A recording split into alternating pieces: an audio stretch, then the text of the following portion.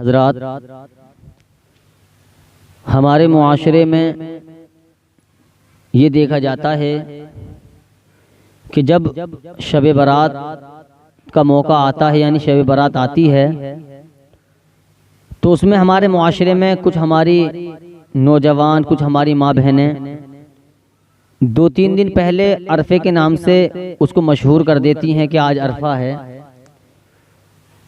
तो इन बातों का होना हमें चाहिए, मालूम होना चाहिए कि अरफा कहते किसको हैं और अरफा क्या चीज़ है।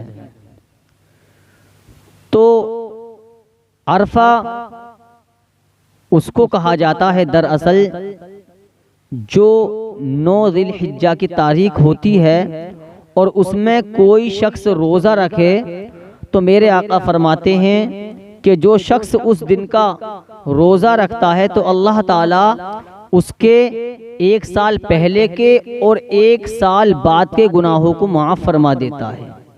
लेकिन हमारा मुआशरा, अल्लाह हिदायत दे, ईसाल सवाब हम रोज़ कर सकते हैं, इसमें कोई शक नहीं है।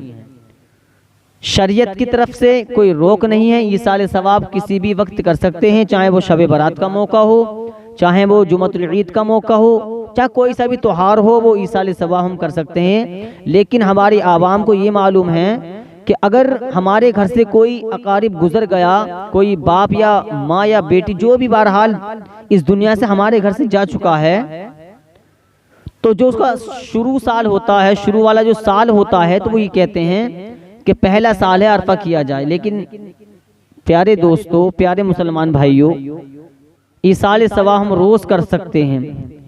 क्या हमें बाप की याद 1 साल बाद ही आती है? क्या हमें माँ की याद 1 साल बाद आती है कि चलो ईसाल सवाब कर लें? नहीं प्यारे दोस्तों, इसमें कोई दलील नहीं है। कुछ ये कहते हैं कि अगर अरफा नहीं किया तो हमारे जो बाप या जो इंतकाल घर से कर चुका है उसकी रूह भटकेगी। ऐसा कुछ नहीं है, ये सिर्फ और सिर्फ बेकार बातें हैं। इन बातों से हमें महफूज रहना चाहिए, ठीक है। अरफा कहीं भी इस तरह से कुछ नहीं है कि साहब कि इसी दिन होगा या शब बारात से 1-2 दिन पहले ही होगा। ईसाल सवाब हम रोज़ कर सकते हैं।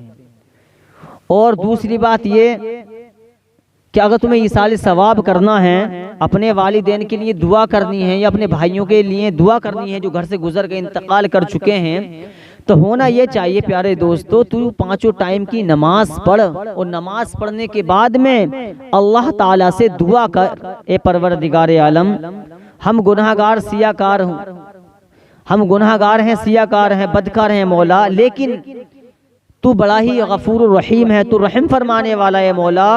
हर नमाज के बाद दुआ करो, या अल्लाह हमारे वालिदैन की मग़फ़िरत फरमा।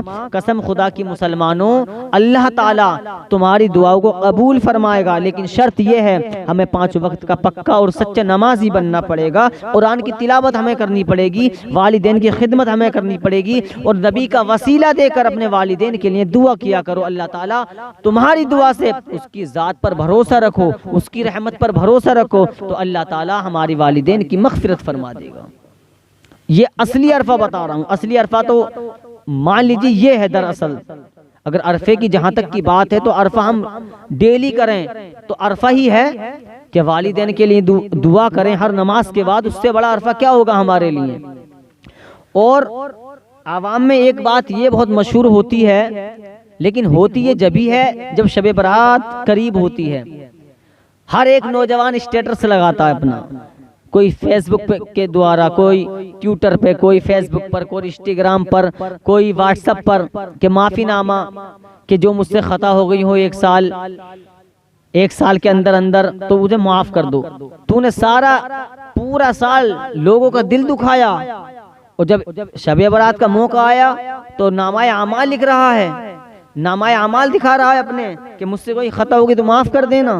प्यारे दोस्तों, बेहतर वही है अल्लाह और अल्लाह के रसूल तभी खुश होंगे जब अगर किसी इंसान से कोई गलती हो जाए और हम उसको उसी टाइम उसी वक्त माफ कर दें।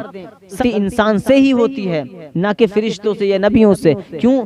अल्लाह के नबी और फरिश्ते इन सब चीज से पाक हैं, उनसे कोई गुनाह हो ही नहीं सकता। इंसान की फितरत है, इंसान एक जिस्म है, इंसान के अंदर एक नफ्स है, गलती इंसान से ही होती है। इसलिए ये जो हम लगाते हैं स्टेटस पे, कहने का मकसद ये है कि हम 5 वक्त की नमाज पढ़ें। अगर किसी इंसान से हमारी तरफ से गलती हो जाए, उसकी गलती हो जाए, तो हमें हाथों हाथ उसको माफ कर देना चाहिए। अल्लाह ताला हम सबको इस पर अमल करने की तौफीक अता फरमाए।